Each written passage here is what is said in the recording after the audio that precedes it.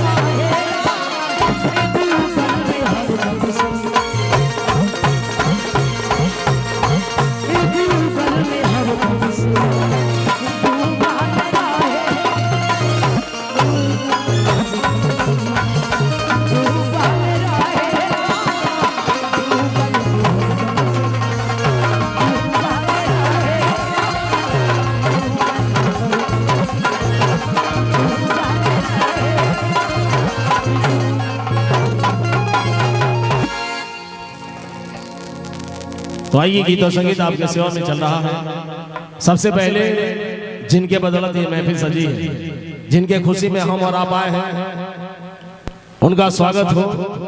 प्यारा सा प्रोग्राम जो समय हुआ है, समय के मुताबिक हमारे कंपनी माल का स्टेज माल का डिप्टी कलाकार सुपरस्टार पारो जी ये प्यारा सा प्रोग्राम आगाज करने जा रही है। सहेले का प्रोग्राम पारो जी पेश करने जा रही है। ये प्रोग्राम सिंहासन तक चलेगा।